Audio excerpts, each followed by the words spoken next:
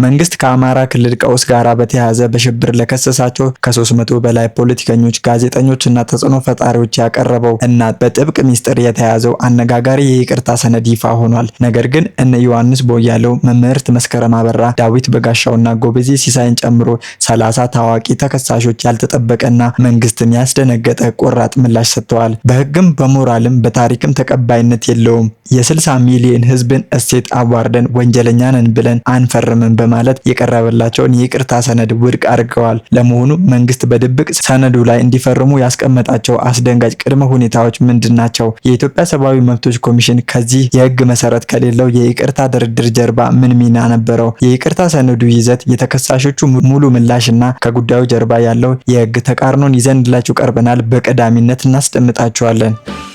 በኢትዮ ሱዳን ድንበር አቅራቢያ የሚሰማው የከባድ መሳሪያ ድምጽ ተራ የወታደራዊ ግጭት ውጤት አይደለም። ከዚህ ከባድ ተኩስ በስተጀርባ የወርቅ ዘረፋና ቀጠናውን የሚያናጋ አደገኛ የውክልና ጦርነት እየተካሄደ ይገኛል። በኢትዮጵያ ድንበር አቅራቢያ በሱዳን ብሉ ናይል ግዛት በእርግጥ ምን እየተካሄደ ነው? ከሱዳን ጦርና ከፈጥኖ ደራሽ ኃይሉ ባሻገር ከጀርባ ገመዱን የሚስቡት እውነተኛ ተጫዋቾችስ እነማን ናቸው? አሁን በሱዳን ብሉ ናይል ግዛት እንደ አዲስ በአገረሸው ጦርነት የህወሓት ታጣቂዎች ሚናስ እስከምን ድረስ ነው? ሙሉ መረጃውን ይዘንላችሁ ቀርበናል። በዝርዝር እናስደምጣችኋለን። ከቱርክ ወደ እንግሊዝ ለመጓዝ በአሜሪካ ፕሬዝዳንታዊ አውሮፕላን ውስጥ የነበሩት የአሜሪካ ሚኒስቴሮችና ጋዜጠኞች ወደ ሞት ወጥመድ እየተጓዙ እንደሆኑ አልተነገራቸውም ነበር። በመቶዎች የሚቆጠሩ ካሜራዎች እያዩ ወደ ኤርፎርስ ዋን የገቡት ዶናልድ ትራምፕ ከኢራን የተደቀነባቸውን የሞት ሚሳኤል ለማምለጥ ሲሉ የገዛ ካቢኔ አባላቶቻቸውን ለጥቃት ማታለያ አድርገው ጥለዋቸው በሚስጥር አምልጠዋል። ፕሬዝዳንቱ በጭነት ማጓጓዣ መኪና ተደብቀው ሲያመልጡ፣ አውሮፕላኑ ውስጥ የተቀመጡት ሰዎች ግን ቀጣዩን ደቂቃ በህይወት ይኑሩ እንደሆነ አያውቁም ነበር። ዓለምን እያነጋገረ ያለውና የኢራንን የደፈጣ ጥቃት ያከሸፈው ይህ እጅግ አደገኛ ህቡ ኦፕሬሽን በእርግጥ እንዴት ተፈጸመ? ፕሬዝዳንቱስ የገዛ ሰራተኞቻቸው ለሞት አሳልፈው እንዴት ሊሰጡ ቻሉ? የአሜሪካው ፕሬዝዳንት ዶናልድ ትራምፕ ከኢራን ጥቃት እንዴት አምልጠው እንግሊዝ ሊገቡ እንደቻሉና አስደናቂውን ህቡ ኦፕሬሽን በአጭሩ እናስደምጣችኋለን። ሰበር ዜና። በአማራ ክልል ከተፈጠረው የጸጥታ ቀውስና ፖለቲካዊ አለመረጋጋት ጋር በተያያዘ በሽብር ወንጀል ተጠርጥረው በእስር ላይ ለሚገኙ ከ300 በላይ ፖለቲከኞች፣ ጋዜጠኞችና ሌሎች ተጽዕኖ ፈጣሪ ግለሰቦች በመንግስት በኩል የቀረበው የይቅርታ ሰነድ ከፍተኛ መነጋገሪያ ሆኗል። መንግስት ተከሳሾቹ ጥፋታቸውን አምነው ይቅርታ ከጠየቁ ክሳቸው ተቋርጦ ከእስር እንዲለቀቁ ለማድረግ የጀመረው እንቅስቃሴ ከተከሳሾቹ በተሰጠ ጠንካራ ተቃውሞና ህጋዊ መሰረትን በተመለከተ ከተነሱ ጥያቄዎች ጋር ተዳምሮ አዲስ መልክ ይዟል። ይህንኑ የተከሳሾችና የመንግስት የይቅርታ ድርድር በዋናነት የመሩት የኢትዮጵያ ሰብአዊ መብቶች ኮሚሽን ዋና ኮሚሽነር አቶ ብርሃኑ አዴሎ መሆናቸውን ለጉዳዩ ቅርበት ያላቸው የመረጃ ምንጮች አረጋግጧል። ከሰኔ 1 2018 ጀምሮ ለአንድ ወር ያህል የዘለቀው ይህ የማደራደር ሂደት ተከሳሾቹ ይቅርታ የሚጠይቁበትን እና የተለያዩ ቅድመ ሁኔታዎችን ያካተተ ሰነድ ለእያንዳንዳቸው እንዲደርሳቸው በማድረግ ተጠናቋል። ይሁን እንጂ በእስር ላይ የሚገኙት እነዚህ የሽብር ተከሳሾች ለቀረበላቸው ሰነድ የሰጡት ምላሽ የተለየ ነው። አብዛኞቹ የቀረበላቸውን ሰነድ ለመፈረም ፈቃደኛ ሲሆኑ፣ በሌላ በኩል ደግሞ ታዋቂ ፖለቲከኞች እና የመገናኛ ብዙሃን ባለሙያዎችን ያካተተ 30 የሚደርሱ ተከሳሾች ሰነዱን በጽኑ አውግዘው ላለመፈረም ወስነዋል። ለመፈረም ፈቃደኛ ያልሆኑ ተከሳሾች እንዳጋለጡት ሰነዱ እጅግ ከባድ የሆነ ቅድመ ሁኔታዎችን በውስጡ የያዘ ነው። በዋናነት ተከሳሾቹ በአማራ ክልል ለተፈጠረው ቀውስ ህይወታቸውን ላጡና ለቆሰሉ ዜጎች እንዲሁም በቢሊዮኖች ለሚገመት የንብረት ውድመት ሙሉ ኃላፊነት እንዲወስዱና ድርጊቱን መፈጸማቸውን እንዲያምኑ ያስገድዳል። በተጨማሪም አገሪቱ በአማራ ትውፊትና እሳቤ መመራት አለባት፣ እንዲሁም ያለ አግባብ የተወሰዱ የአማራ ርስቶች መመለስ አለባቸው የሚሉ የፖለቲካ አቋማቸውን ማራመድ ወንጀል መሆኑን አምነው እንዲቀበሉ የሚጠይቅ ነው። ከዚህም ባሻገር በሰነዱ ላይ ጽንፈኛ ኃይሎች ተብለው የተጠሩትን ታጣቂዎች እንዲያወግዙና ዳግመኛ በእንደዚህ አይነት ድርጊት ውስጥ ላለመሳተፍ ቃል እንዲገቡ የሚያስገድድ አንቀጽም ሰፍሮበታል። ይህንን ስምምነት አፍርሶ ቢገኙም መንግስት የሚወስደውን ህጋዊ እርምጃ ለመቀበል መስማማት እንዳለባቸውም ያትታል። መንግስት ያቀረበውን ይህንን ሰነድ አንፈርምም በማለት ፊታቸውን ካዞሩት መካከል የቀድሞ የአማራ ክልል ምክር ቤት አባል አቶ ዮሐንስ ቦያለው፣ ዶክተር ወንደሰን አሰፋ፣ ዶክተር ሲሳይ አውግቸው፣ መምህርት መስከረም አበራ እንዲሁም ጋዜጠኞቹ ዳዊት በጋሻው፣ ጎበዜ ሲሳይና ገነት አስማማው ይገኙበታል። እነዚህ ተከሳሾች በሰጡት ይፋዊ ምላሽ እኛ ወንጀለኛ ነን ብለን በምንም አይነት አንፈርምም፣ ይህ ተግባር በህግም በሞራልም በፖለቲካም ሆነ በታሪክ ተቀባይነት የሌለው ነው ብለዋል። የአማራ ህዝብ የሚያነሳቸው ጥያቄዎች ህጋዊ መሆናቸውን በጽኑ እንደሚያምኑ የገለጹት ተከሳሾቹ የ60 ሚሊዮን ህዝብ መልካም እሴት ወንጀል ነው ብለን አውቀን ፈርመን አንሰጥም ሲሉ አቋማቸውን አንጸባርቀዋል። በህገ መንግስትና በዓለም አቀፍ ህጎች ነፃ ሆኖ የመኖር መብታችንን ፈቅደን አንተውም ያሉት ተከሳሾቹ የተከሰሱበትን ጉዳይ በፍርድ ቤት እየተከራከሩ ባሉበት አግባብ ራሳቸውን ወንጀለኛ አድርገው ለማቅረብ ፈቃደኛ አለመሆናቸውን አስታውቀዋል። ላለፉት 3 ዓመታት ያለ ፍትህ በእስር ላይ መንገላታታቸውን በማስታወስ መንግስት ክሱን ሙሉ በሙሉ በማቋረጥ በፖለቲካዊ ውሳኔ በምህረት እንዲፈታቸው ጠይቀዋል። ይህ የይቅርታ ሂደት ከፖለቲካዊ መዘዙ ባሻገር የህግ ተቃርኖ እንዳለበትም የህግ ባለሙያዎች አጥብቀው ይሞግታሉ። በጥብቅና ስራ ላይ የተሰማሩት የህግ ባለሙያው አቶ ኤርሚያስ ጥላሁን እንደሚያስረዱት በኢትዮጵያ የወንጀል ህግ አንቀጽ 229 መሰረት ይቅርታ ሊሰጥ የሚችለው በግልጽ የተወሰነ የቅጣት ውሳኔ ሲኖር ብቻ ነው። በመሆኑም አንድን ተከሳሽ በመጨረሻው ፍርድ ቤት ሳይፈረድበት በይቅርታ ሂደት ውስጥ ማለፍ አይችልም።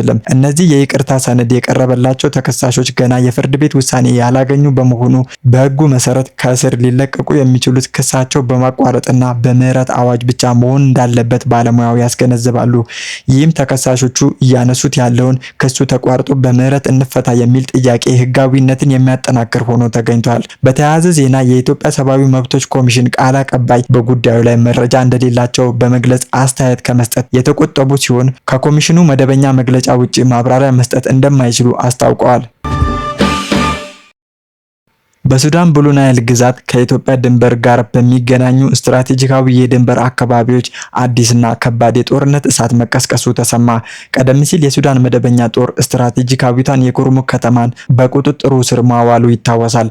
ሆኖም የፈጥኖ ደራሽ ኃይሉ ወይንም አርኤስኤፍ ታጣቂዎች ከቦታው ወደ ኋላ ካፈገፈጉ ከአንድ ወር በኋላ በአሁኑ ወቅት አዲስና ሰፊ የመልሶ ማጥቃት ዘመቻ በሱዳን ጦር ላይ መክፈታቸው ተረጋግጧል። ይህም በድንበር ቀጠናው የሚገኘውን ሰላምና ደህንነት በእጅጉ ያወከ አዲስ የወታደራዊ ውጥረት ሆኗል። እንደወጡ መረጃዎች ገለጻ የፈጥኖ ደራሽ ኃይሉ በሸረሪናና አካባቢው በሚገኝ የሱዳን መንግስት ጦር ይዞታዎች ላይ ከፍተኛ የመልሶ ማጥቃት በመክፈቱ በአሁኑ ሰዓት በአካባቢው ከባድ የጦርነት እንቅስቃሴ እየተካሄደ ይገኛል። ከዚሁ ጋር ተያይዞ በዚህ ስትራቴጂካዊ ቀጠና በሚካሄድ ውጊያ ላይ የህወሓት ታጣቂዎች ከሱዳን መንግስት ጦር መሪ ከጀነራል አልቡርሃን ኃይሎች ጎን በመሰለፍ እየተዋጉ እንደሚገኙ የሚጠቁሙ ዘገባዎች እየወጡ ይገኛሉ።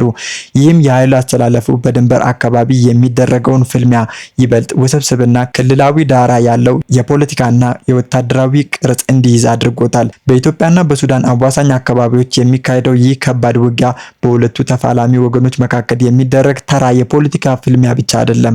ከጀርባው ያለው ዋናው ምክንያት የቀጠናው የወርቅ ማዕድን ሀብት በህገ ወጥ መንገድ ለመቆጣጠር የሚደረግ አደገኛ የትጥቅ ፍልሚያ እንደሆነ ይነገራል። የውጭ ኃይሎች ከአካባቢው ታጣቂ ቡድኖች ጋር በድብቅ ጥምረት በመፍጠር ህገ ወጥ የሀብት ዘረፋ ለማካሄድ የሚያስችላቸውን የውከት ቀጠና ለመፍጠር እየሰሩ ይገኛሉ ተብሏል። ይህም በዲሞክራቲክ ሪፐብሊክ ኮንጎና በምዕራብ አፍሪካ ሀገራት የተስተዋለውንና የደም አልማዝ ተብሎ የሚጠራውን አስከፊ የወንጀልና የወታደራዊ ግጭት ታሪክ እንደገና የሚደግም አስጊ ሁኔታን ፈጥሯል።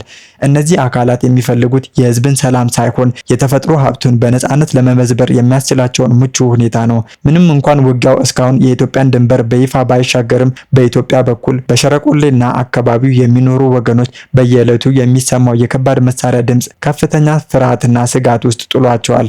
የአካባቢው ነዋሪዎች በየቀኑ ከድንበር ማዶ በሚሰማው የከባድ መሳሪያ ሁከት ምክንያት በዕለታዊ እንቅስቃሴያቸውና በሰላማዊ ህይወታቸው ላይ ከፍተኛ መሰናክል ገጥሟቸዋል። በመሆኑም በዚህ ስትራቴጂካዊ የድንበር ቀጠና ላይ የተደቀነው የደህንነትና የኢኮኖሚ ስጋት በቅርበት መከታተልና የሀገርን ድንበርና የዜጎችን ሰላም በጽኑ ማስጠበቅ ወቅቱ የሚጠይቀው አንገብጋቢ ጉዳይ ሆኗል። የድንበር አካባቢውን ህዝብ ሰላም ማረጋገጥና የተፈጥሮ ሀብቱን ከዘራፊዎች መጠበቅ የሉዓላዊነታችን ዋና ማረጋገጫ በመሆኑ የሚመለከታቸው አካላት ሁኔታውን በልዩ ትኩረት ሊከታተሉት እንደሚገባ እየተገለጸ ነው።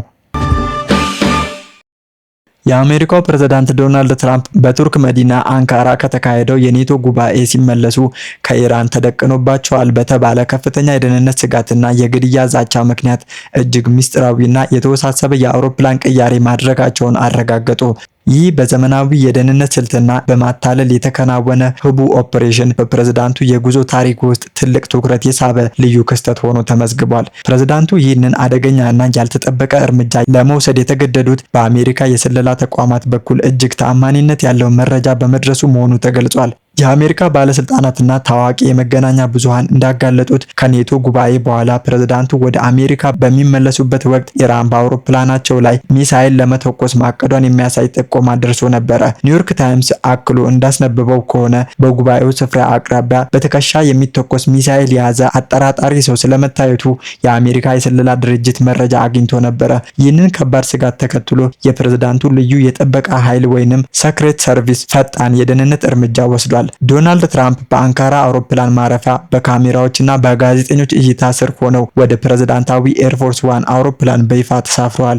ነገር ግን አውሮፕላኑ ውስጥ እንደገቡ ወዲያውኑ ከካሜራ እይታ ውጪ በሆነ በሌላኛው የአውሮፕላኑ በር በኩል አውሮፕላኑ ላይ ከፍ ብሎ ተጠግቶ ወደ ነበረ የምግብ ማጓጓዣ መኪና በሚስጥር እንዲዘዋወሩ ተደርጓል። ይህ የምግብ መኪናም ፕሬዝዳንቱን አየር ማረፊያ ውስጥ ወደ ተዘጋጀው አነስተኛና ማሻሻያ ወደ ተደረገለት የጦር አውሮፕላን በድብቅ ወስዷቸዋል።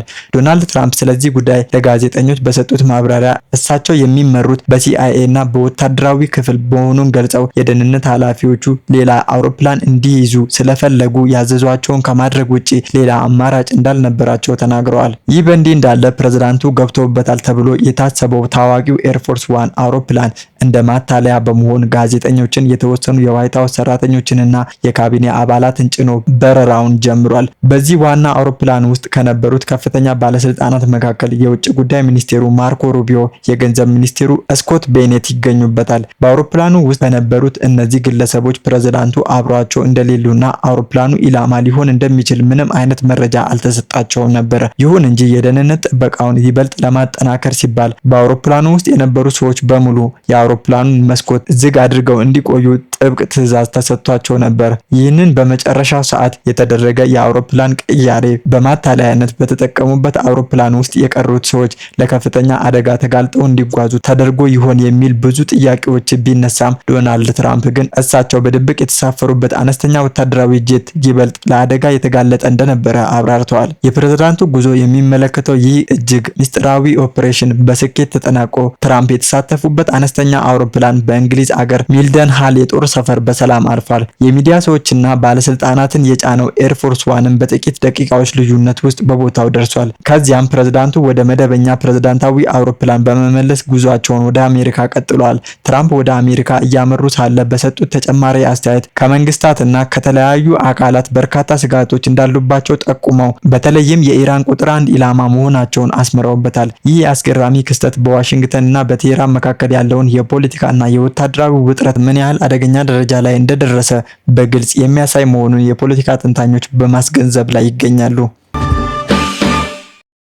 ውድ አድማጭ ተመልካቾቻችን ለዛሬ ያሰናዳንላችሁ መረጃዎቻችን እኚህን ይመስሉ ነበረ። አብራችሁን ስለቆያችሁ ከልብ እናመሰግናለን።